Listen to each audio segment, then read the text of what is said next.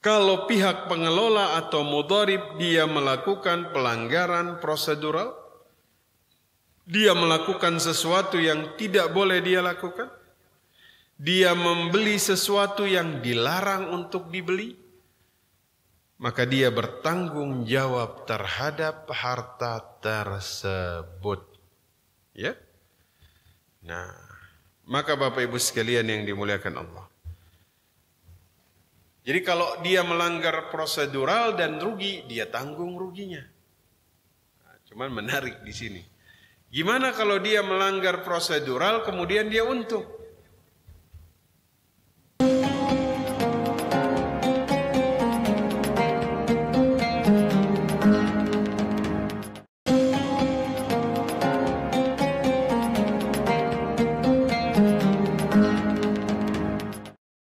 Bismillahirrahmanirrahim. Uhayyikum jami'an bitahiyatul Islam. Assalamualaikum warahmatullahi wabarakatuh. Alhamdulillah. Alhamdulillahilladzi la yansa man dzakara. Alhamdulillah. Alhamdulillahilladzi la yudayyi'u man syakara. Alhamdulillah. Alhamdulillahilladzi yajzi bihil ihsani ihsana wa bisabri najata wa ghufrana. Ashhadu an la ilaha illallah wa ashhadu anna Muhammadar Rasulullah. Allahumma salli ala sayyidina Muhammad wa ala alihi wa sahbihi wa man tabi'ahum ila yaumiddin, amma ba'du. Alhamdulillah, Bapak Ibu sekalian, kita dipertemukan pada kesempatan pagi hari ini dalam keadaan yang terbaik, bisa berkumpul di masjid ini, melaksanakan sholat subuh berjamaah. Nah, sekarang kita lanjut dengan talabul ilm. Hari ini saya ingin membahas tentang bab syirkah yang kemarin belum diselesaikan. Bagi rugi, ya. Kita sudah singgung bagi untung atau bagi hasil, tapi kita belum bahas bagi rugi ini gimana. Karena kalau untung semuanya mau dibagi, betul. Tapi kalau rugi, gak semua orang tuh mau membagi kerugian. Maksudnya mau menyerap kerugian. Ya, kalau untung dia mau, tapi kalau rugi dia tidak mau. Maka kita lihat bagaimana di dalam Islam ini mengatur tentang hal ini. Ya, jika ada yang kemudian mengalami kerugian. Nah, dalam syirkah ini kan sahibul mal yang punya modal nyerahin modal kepada pengelola, sehingga nanti modalnya ini dikelola dalam usaha tersebut. Jika ternyata pengelola ini atau mudharib dia tuh menghabiskan seluruh modal, maksudnya dia rugi. Nah, siapa yang menanggung kerugian itu? Pemilik modalkah atau pengelola modal? Menurut Bapak Ibu yang tanggung siapa? Nah, jangan bilangnya tergantung Ustaz. Kalau ana sahibul mal yang ganti mudharib. Kalau ana mudharib yang ganti sahibul mal gitu ya.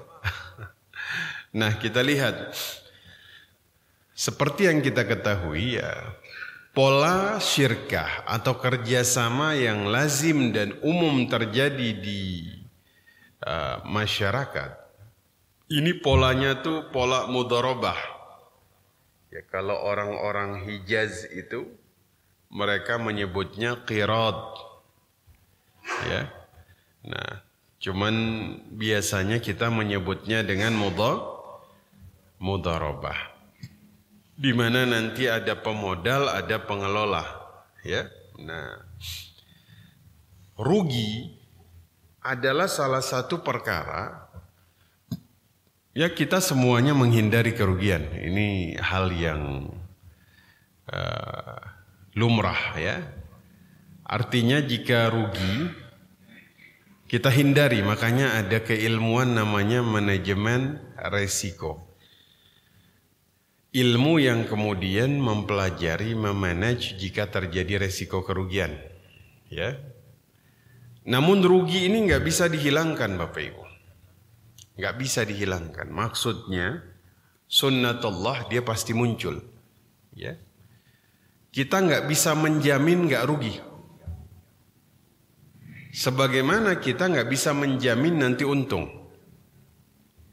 Jadi kalau ada dalam syirkah, pengelola menjamin bahwasanya ini usaha nggak akan rugi. Nah, ini adalah sebuah hal yang sebenarnya bertentangan.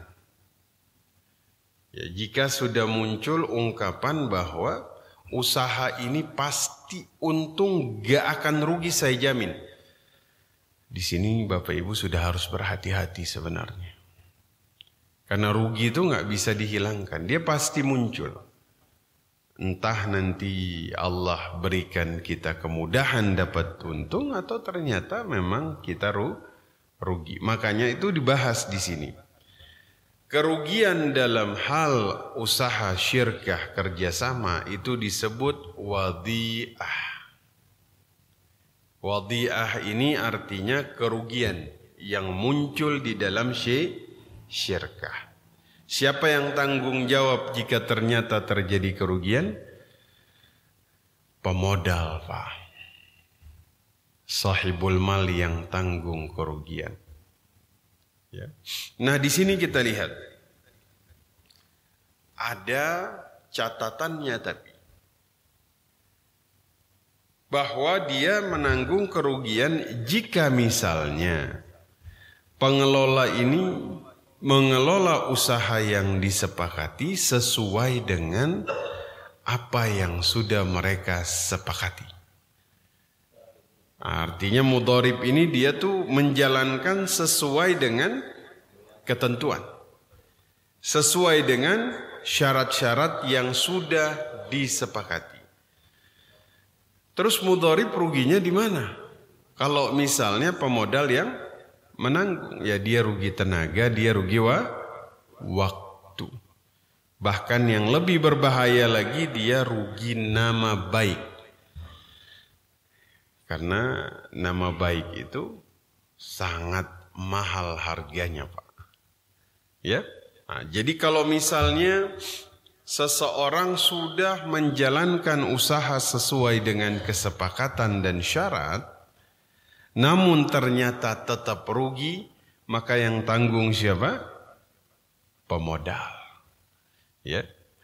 Yang kemudian mengalami kerugian dalam hal ini, itu sebenarnya dua-duanya sama-sama rugi.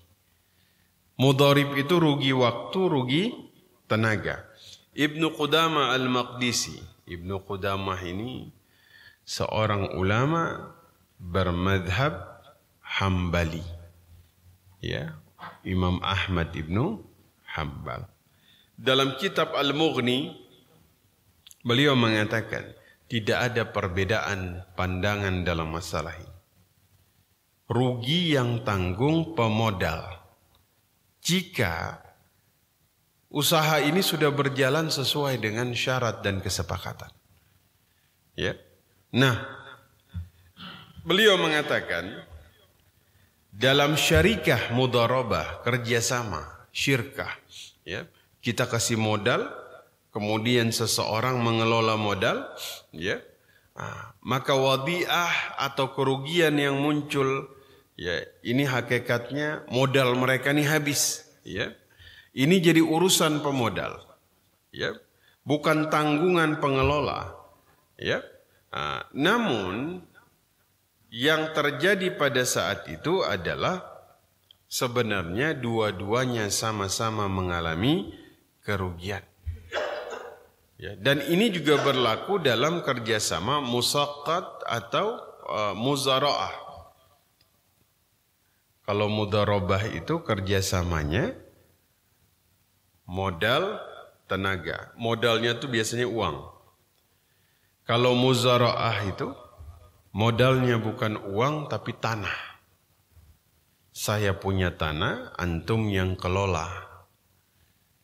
Kalau gagal panen, yang punya tanah yang tanggung.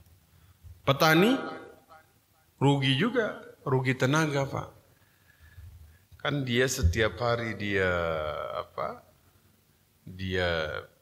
benih itu tanah, dia sirami, dia rawat, ternyata gagal panen.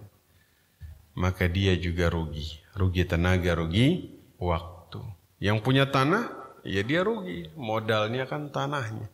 Ya, nah, itu yang pertama. Gimana kalau misalnya mereka berdua ini dari awal sudah bikin kesepakatan? Apa kesepakatannya Bapak Ibu? Kalau rugi, kita tanggung bareng-bareng.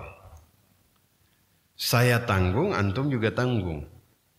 Misalnya, ya, bagi 2. Ya, atau misalnya 1/3 antum yang tanggung, 2/3 ana. Kalau misalnya rugi, ya. Kalau misalnya rugi.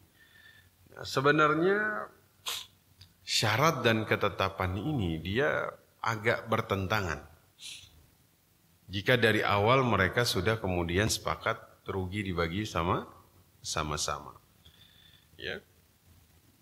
Karena Rasulullah Shallallahu Alaihi Wasallam bersabda bahwa mengapa sejumlah orang itu mengajukan syarat di mana syaratnya ini bertentangan, tidak ada di dalam kitab Allah. Ya. Kalau ada orang mengajukan syarat, ya, walaupun itu 100 syarat bertentangan dengan kitab Allah, itu tidak diterima. Tidak diterima. Ya, kenapa? Menurut Ibnu Qudamah, ya, syarat seperti ini, ya, apabila disyaratkan pihak pengelola tanggung jawab terhadap wadiah atau kerugian, maka syarat ini batil menurut beliau. Syarat ini batil. Kenapa? Karena mereka berpandangan bahwa pemilik modal hanya pengen dapat untungnya saja. Tapi ketika rugi dia nggak mau terima. Dia hanya mau menyerap profit dari kerjasama itu, tapi kalau rugi dia nggak mau tahu. Ya, istilah kata dari awal dia sudah menetapkan. Ya, pokoknya saya nggak mau tahu. Ini modalnya, kalau rugi ganti. Ya. Nah. Maka di sini Bapak Ibu sekalian, mungkin di sini para sahibul mal akan berpandangan, ya, karena ditulis oleh beliau di sini, ya, kalian para ulama membuka pintu seluas-luasnya bagi para pengelola untuk mempermainkan modal kami, begitu ya. Kalau misalnya dikatakan bahwa pemodal itu dia menanggung kerugian, ya. Nah, intinya begini, Pak. Kalau pengelola atau mudharib, dia ini lemah imannya, ya, maksudnya untuk perkara akhirat dia lemah sehingga dia berani menjual agamanya. Kata Nabi Sallallahu Alaihi Wasallam, ya, beliau kasih perumpamaan, ya, tidak ada yang lebih buruk daripada orang yang menjual akhiratnya untuk dunianya. Misalnya mudharib itu imannya lemah, ya, imannya lemah, ya. Dia itu dengan sengaja dia menipu atau dia mempermainkan modal yang diamanahkan kepada dia. Misalnya, ya. Nah, kemudian dia bersumpah bahwa dia mengalami kerugian. Dia nggak untung, dia rugi. Padahal sebenarnya hakikatnya dia tidak rugi, ya. Nah, maka di sini kita lihat pentingnya Bapak Ibu mencari rekan bisnis dalam syirkah yang amanah, jujur, ya. Makanya saya pernah menyampaikan, amanah, amin, jujur. Ini faktor yang sangat krusial di segala perkara di dalam urusan agama dan muamalah. Antum bawa ke dalam konsep apapun, maka kemudian amanah ini sesuatu yang sangat vital. Ya. Sifat yang kemudian membawa kebaikan dalam segala hal. Dalam jual beli. Amin, amanah bisa mengangkat derajat pelakunya sederajat dengan para nabi, para syuhada, orang-orang siddiq. Konsep ini kalau dibawa ke dalam konsep kepemimpinan, amanah, maka golongan pertama yang dinaungi itulah mereka, imamun adil. Dibawa ke dalam konsep syirkah, maka kemudian ini membawa perlindungan keberkahan Allah di dalam syarikah mereka. Ana thalitsus syarikain, aku menjadi pelengkap di antara syirkah jika mereka ini amanah. Oleh sebab itu maka dalam kerjasama penting cari rekan bisnis atau rekan syirkah itu yang amanah. Amanah dalam urusan pekerjaannya, ya. Amanah dalam urusan agamanya. Maka dulu itu kan yang dilihat dua. Dia amanah dalam pekerjaan, dia amanah dalam urusan agama. Ini untuk menenangkan hati dari para pemilik modal pada zaman dulu. Dan saya rasa zaman sekarang juga bisa menjadi pertimbangan. Agar apa? Ya. Agar kemudian dia itu tidak mengalami sesuatu yang tidak diinginkan di dalam syirkah. Maka dikatakan di sini, kalau antum nggak menemukan orang yang amanah dalam urusan agama dan pekerjaannya, maka tahanlah harta Anda. Ya. Karena jika dia serahkan hartanya kepada orang yang tidak amanah, dia tidak bisa mengelola, ya, maka kemudian dia akan bilang bahwa ya para ahli ilmu ini, para ulama ini telah membuka pintu bagi pemodal untuk mempermainkan harta kita. Ya karena dalam ijma' dikatakan tidak ada perbedaan ulama bahwasanya yang ganti adalah siapa? Pemilik modal. Baik. Saya izin minum dulu Bapak. Bismillah.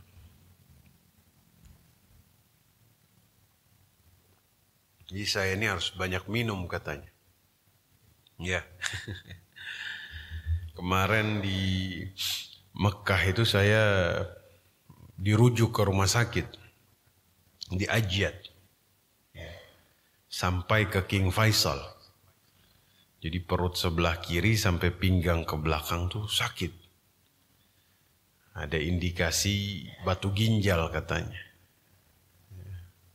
Makanya, Ustaz harus banyak minum. Makanya harus dipecah. Kemarin itu baru observasi. Ada yang kira dioperasi, belum. Doakan secepatnya ya. Mudah-mudahan kita diberikan kesehatan semua. Amin ya Rabbal alamin. Nah, selanjutnya, jika dalam bagi rugi, kan tadi pemilik modal dia sudah tentukan di awal ya. Saya ulang dari awal. Jika rugi, ya ruginya ini dia berjalan secara natural. Maksudnya yang punya modal dengan pengelola ini sudah sepakat. Pokoknya usahanya begini. Ya, kamu nggak boleh begini, kamu nggak boleh begitu. Bismillah, sepakat, akad. Semua sudah dilakukan, rugi. Yang tanggung siapa? Pemodal. Ya. Pengelola, dia rugi tenaga, rugi waktu. Bahkan yang lebih parah lagi, dia rugi nama baik. Ya. Karena nanti kan namanya jadi, bukan namanya jadi jelek, cuman nanti orang-orang jadi tahu, oh si fulan dia kemarin bersyirka dengan si fulan mengalami kerugian. Nah. Yang kedua, bagaimana jika mereka sudah menentukan, pemilik modal bilang, nanti kalau rugi kamu tanggung sekian. Kata Ibnu Qudamah, ini batil, nggak boleh. Ya, tidak boleh. Seakan-akan ada orang usaha mau untung tapi nggak mau rugi. Ya, maka kemudian ini batil. Kata Ibnu Qudamah Al-Maqdisi. Yang ketiga, kalau misalnya dari sisi pengelola, dari awal dia sudah statement. Dia sudah mengatakan bahwasanya nanti kalau rugi saya akan tanggung juga. Jadi ini dari pihak pengelola yang kemudian dengan kerelaan tanpa ada paksaan. Dia sudah mengatakan dia ikut tanggung jika mengalami kerugian. Apabila ini terjadi, Bapak Ibu sekalian, tanpa ada tekanan, ya, ini dibolehkan. Bahkan dikatakan di sini ini termasuk akhlak yang terpuji. Ya. Jika dia sudah kemudian muncul dari awal dan dia sudah mengatakan, nah, itu dibolehkan. Ya. Nah, namun bagaimana jika kemudian namanya usaha ini kan ada untung, ada rugi. Taruhlah bulan pertama mereka untung Bapak Ibu sekalian. Bulan kedua mereka rugi. Ya. Nah, pertanyaannya, apa yang harus dilakukan? Apakah untung yang bulan pertama ini harus dibagi lebih dulu? Ya. Lalu kerugian kemudian ditutupi? Ya. Ataukah keuntungan dipakai untuk menutupi kerugian, sisanya baru dibagi untung? Ya. Kira-kira kalau menurut Bapak Ibu, seperti apa? Bagi dulu untungnya, baru tutup ruginya, atau tutup ruginya, baru bagi untungnya? Nah, kita lihat. Dalam kasus seperti ini, keuntungan itu harus digunakan lebih dulu untuk menutup kerugian. Baru setelah itu, sisanya, kalau masih ada sisa, baru dipakai untuk bagi untung. Nah, demikian yang dikatakan Ibnu Qudamah dalam Al-Mughni. Jadi orang yang mengelola harta orang lain, ya, dia tidak boleh mengambil keuntungan sampai dia mengembalikan modal dari pemilik modal. Tuh, bagaimana amanahnya konsep ini. Ya. Jadi ini kalau untung nih, dia nggak boleh ngambil dulu Pak. Ya. Misalnya modalnya ini 200 juta Pak, saya jadi mudharib. Saya yang mengelola. Oke. Untung bulan pertama 20 juta. Belum diambil Pak. Dia nggak boleh ambil untung sampai harta pemilik modal ini dia kembali dulu. Untung bulan kedua 50 juta. Mudharib belum ngambil dia. Dia masih save. Kenapa? Karena pemilik modal belum balik modal nih. Bulan ketiga untung 30 juta, sudah 100. Dia masih tahan. Sampai balik modal, disinilah baru kemudian dia mengambil bagi hasilnya. Tuh, ini kan luar biasa Pak. Konsep amanahnya tinggi sekali. Makanya lagi-lagi saya sampaikan, konsep ini Pak, amanah ini, kalau dia dibawa ke dalam konsep apapun, aman semuanya. Betul? Antum kalau punya modal berhadapan dengan mudharib yang amanah seperti ini, kira-kira gimana? Tenang gak Pak? Dia nggak akan ambil untung sebelum balik modal. Yang terjadi apa? Mudharibnya nggak memikirkan balik modal sahibul mal dulu. Yang penting ya saya udah ambil untung duluan. Masalah nanti balik modal urusan belakang deh katanya. Ya. Makanya Bapak Ibu ya. Kita ini memang butuh karakter akhlak. Jadi memang akhlak ini tuh dia jadi konsep yang pertama kali ditanamkan. Akhlak baru ilmu. Karena nanti karakter ini ya, kita sering lihat bahwasanya dalam konsep Islam itu akhlak yang pertama dibangun, baru kemudian ilmu ini ditanamkan. Kenapa Bapak Ibu? Orang yang berilmu tapi tidak berakhlak, pasti dia futur di tengah jalan. Dipastikan.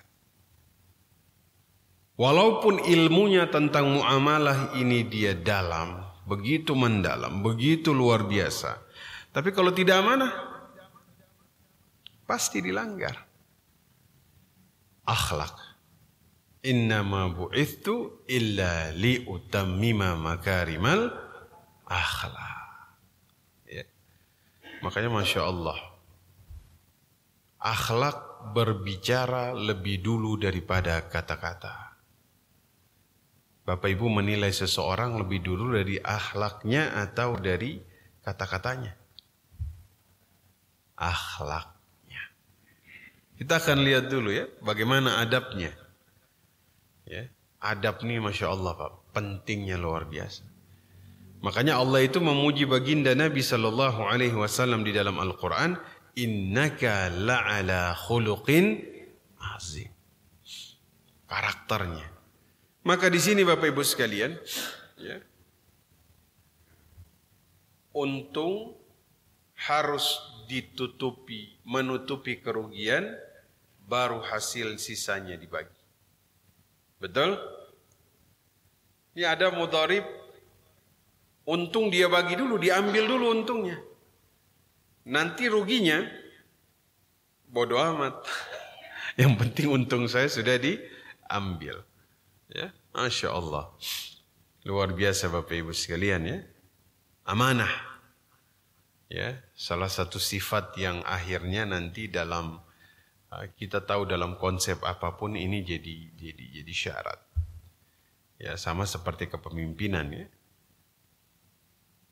Amanah, siddiq, fatanah, tabligh. 4. Sayangnya 1 dan 2 ini amin dan siddiq, 3 dan 4 fatanah dan tabligh. Mana yang paling sulit Pak dicari? Amin. Ini yang paling sulit dicari. Amanah dan siddiq. Ini paling sulit dicari. Kalau yang fatanah tabligh banyak Pak. Yang pintar banyak. Yang cerdas banyak. Yang pintar ngomong bertaburan di mana-mana Pak. Tapi yang siddiq dan amanah, nah ini nih. Oh ini luar biasa Pak. Siddiq. Bicara siddiq saya tuh ingat Abu Bakar. Abu Bakar. Julukannya apa? Abu Bakar Siddiq. Jadi dulu itu waktu pasca Isra Mi'raj ya. Nabi turun, terus Nabi naik di atas bukit Safa. Nabi sampaikan. Ini Abu Jahal, dia dengerin dengan seksama. Dia dengar sampai selesai Nabi cerita. Ya. Selesai Nabi cerita, Nabi ini Masya Allah dengan polosnya, Nabi kirain Abu Jahal ini memang serius pengen dengar. Abu Jahal dia dengar serius karena dia tuh dalam pikirannya, nih Nabi Muhammad sudah kami uji dengan psikologis, dengan fisik, dengan harta, ya. Bahkan embargo kami lakukan. Tapi mereka nggak berhenti dakwah. Islam ini masih tetap tumbuh. Ini saatnya, kata dia. Karena menganggap Nabi Muhammad ini sudah kehilangan akal. Bagaimana mungkin dari Makkah ke Baitul Maqdis satu malam? Dia bilang sudah Islam habis sudah. Selesai. Dia panggil orang-orang, dengarkan ceritanya Nabi Muhammad katanya. Jadi orang tuh akan ninggalin Islam karena menganggap ini sebuah hal yang mengada-ngada. Cuman dia bilang masih ada satu orang. Kalau orang ini dia kemudian tidak percaya cerita ini, maka sudah selesai. Ya. Karena imannya orang ini, karena Nabi kan pernah bilang, imannya Abu Bakar, kalau ditimbang dengan imannya semua kaum muslimin, lebih berat imannya siapa? Abu Bakar. Jadi kalau dia nggak percaya, selesai. Akhirnya mereka datang ke rumahnya Abu Bakar. Mereka cerita, ya Abu Bakar, ya, nabimu tuh cerita bahwa semalam beliau pergi ke Baitul Maqdis hanya dalam waktu satu malam. Terus naik ke langit ke-7. Terus begini begitu. Ini Abu Bakar kan orangnya kurus, Pak. Dia sambil benerin kainnya, jalan. Benar. Itu jalan, Pak. Belum sampai Bukit Safa, Nabi Muhammad masih di atas. Dia teriak dari jauh, ya Rasulullah, apa betul engkau ke Baitul Maqdis dalam waktu satu malam, kemudian engkau ke Sidratil Muntaha? Nabi bilang apa? Betul ya Abu Bakar. Apa kata beliau? Saya percaya kepadamu ya Rasul. Makanya namanya Abu Bakar Siddiq. Imannya tuh luar biasa, Pak. Ya. Masya Allah. Nah, amanah Siddiq. Maka dua hal ini tuh jadi konsep yang kemudian dalam muamalah tuh wajib hukumnya. Orang yang amanah dan terpercaya. Nah, maka Bapak Ibu sekalian yang dimuliakan Allah Subhanahu wa taala. Jadi mereka sepakat, untung boleh diambil jika modal dari pemilik modal sudah balik. Sudah apa?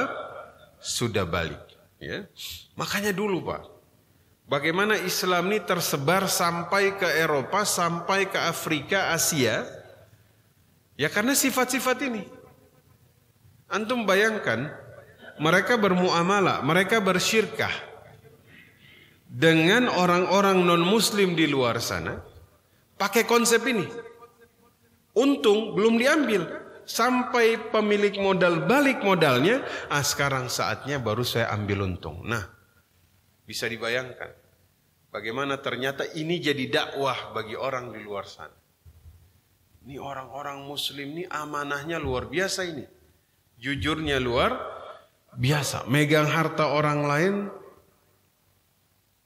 sangat luar biasa. Ya? Nah, kita lihat. Namun bagaimana jika pengelola modal, dalam hal ini mudharib, dia melanggar syarat. Jadi prosedurnya dilanggar. Sehingga dulu tuh kan Hakim bin Hizam ketika dia syirka, dia tuh punya banyak syarat. Nggak boleh melewati lautan, ya. Nggak boleh kemudian, pokoknya syaratnya banyak. Nah, jika misalnya mereka sudah sepakat, bisnisnya harus begini, harus begini, harus begini. Pokoknya kamu begini, begini, begitu. Terus mudharibnya ngelanggar.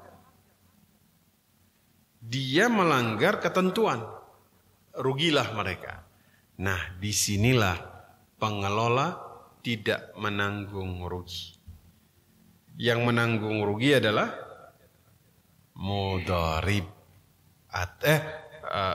Pemilik modal tidak menanggung, tapi pengelola.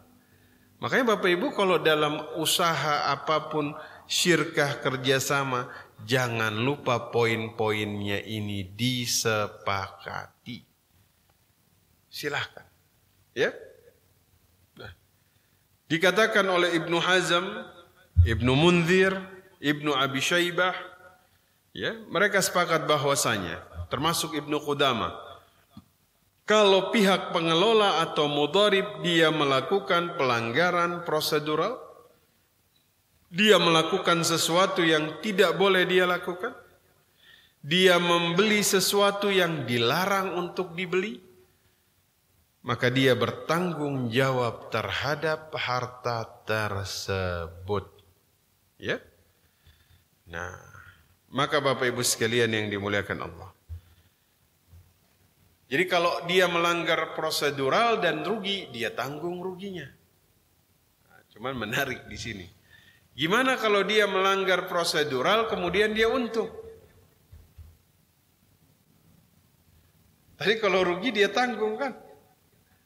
Namun gimana kalau misalnya prosedural dia langgar, tapi ternyata inisiatif dia ini justru untung. Kira-kira untungnya buat siapa, Pak? Kan tadi dia langgar ketentuan, tapi rugi, dia tanggung ruginya. Ternyata dia melanggar prosedural dan untung. Gimana pembagian untungnya ini ya? Nah, ba'dul ilm, sebagian ulama, mereka bilang itu hak pemilik modal. Karena dia melakukan tasarruf fuduli. Saya pernah menyampaikan. Apa itu tasarruf fuduli? Sepakat bisnis printer, ternyata dia belokkan bisnis, apa misalnya? Kopi. Dia lihat, sebenarnya pemilik modal ini nggak paham apa-apa. Saya lebih paham tentang hal ini. Makanya diam-diam Pak, modalnya ini dia belokkan untuk bisnis kopi. Ternyata untung besar. Siapa yang dapat untung? Sebagian ulama bilang yang untung harus tetap pemilik modal. Ya. Karena bagaimanapun juga dia yang punya modal. Ya. Nah.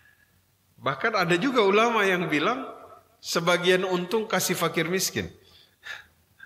Kenapa? Karena dia sudah menyelisihi tasarruf fuduli. Jadi luar biasa Pak ya, amanahnya ini benar-benar kuat dalam hal ini. Walaupun untuk suatu hal yang positif, tapi kalau di luar kesepakatan itu nggak boleh. Itu tetap nggak boleh. Namun ada pandangan lain. Ada pandangan lain. Ya. Ada pandangan lain yang kemudian mengatakan ya mereka bagi dua lah. Mereka tetap bagi dua. Walaupun dia sudah menyalahi prosedur. Ya. Nah. Maka Bapak Ibu sekalian yang dimuliakan Allah Subhanahu wa taala, saya izin minum dulu. Jadi itu ya, yang kemudian dilakukan ketika misalnya kesalahan atau kerugian muncul dari mudharib. Kadang-kadang ada mudharib yang kreatif. Tapi sebaiknya kreatif ini sudah di awal. Sudah disepakati di awal. Ya, sesuatu di luar kesepakatan itu pasti akan menimbulkan masalah. Ya. Makanya dalam Quran Allah katakan, ya, aufu bil uqud, penuhilah akad-akad itu. Ya, al muslimun ala syurutihim, kita ini terikat akan syarat-syarat yang kita sepakati. Selama syarat itu tidak mengharamkan yang halal, menghalalkan yang haram, maka syarat-syarat itu silahkan kita sepakati. Ya. Nah, yang terakhir Bapak Ibu sekalian, kadang-kadang mudharib ini mencampur modal dengan hartanya. Modal dia campur dengan hartanya. Ya. Ibnu Qudamah dalam hal ini memang beliau paling banyak nulis dalam kitab Al-Mughni ini. Beliau paling termasuk nulis tentang bagi rugi ini. Beliau bilang, ya mudharib itu nggak boleh mencampurkan modal dengan hartanya. Wah ini penting ini. Harus dipisahkan modal dari sahibul mal dengan hartanya sendiri. Karena nanti dia nggak bisa lagi memilah mana modalnya, mana hartanya. Kalau sampai sudah bercampur, kemudian mengalami kerugian, nanti dia bingung untuk memilah mana kerugian dari hartanya, mana kerugian dari harta orang lain. Makanya untuk menjaga amanahnya ketika terjadi itu kerugian, maka dia harus memperhatikan ini. Nah, ini luar biasa ya, terperinci sekali dibahas. Karena kerugian ini akan muncul, kita nggak tahu kapan. Betul? Ada orang usaha nggak pernah rugi? Ada nggak orang usaha nggak pernah rugi di sini? Ada. Nah, kalau ada orang usaha nggak pernah rugi, ini hati-hati. Atau antum ketemu orang menjanjikan usaha nggak akan rugi, hati-hati. Tingkat keharamannya tinggi di situ, sangat tinggi. Bahkan saya sering mengingatkan kepada jamaah, antum ketemu orang yang menawarkan syirkah tanpa kerugian, ini tingkat keharamannya sangat tinggi. Sudah harus punya alarm ketika berhadapan dengan orang-orang seperti ini. Karena Nabi mengatakan al-kharaju bid-dhaman, untung sejalan dengan resiko. Sejalan. Semakin tinggi resikonya, pasti untungnya semakin besar, betul? Antum kalau siap menanggung kerugian, kata Nabi, maka antum berhak untung. Tuh konsepnya. Siap rugi berarti siap. Jangan siap untung gak siap rugi. Kalau konsep siap untung gak mau rugi, ini konsep yang bertentangan dengan Islam. Seperti orang yang memberikan riba kepada orang lain. Ini dia gak mau rugi. Saya kasih pinjaman buat usaha kamu. Sistemnya pakai bunga. Tiap bulan bunganya 20%. Mau antum untung rugi, ana nggak mau tahu. 20% plus modal, betul? Tapi bulan ini saya rugi, nggak mau tahu. Mau rugi, mau untung, tetap sini bunganya kasih. Nah, itu konsepnya. Hanya mau untung, nggak mau rugi. Mudah-mudahan Allah berikan keuntungan di dalam usaha-usaha Bapak Ibu sekalian. Amin ya rabbal alamin. Sekira pagi ini kita hanya menyelesaikan yang masih tersisa dalam bab. Saya pernah bahas bagi hasil tapi lupa bahas bagi rugi. Alhamdulillah hari ini sudah kita selesaikan. Silakan jika ada pertanyaan saya persilahkan.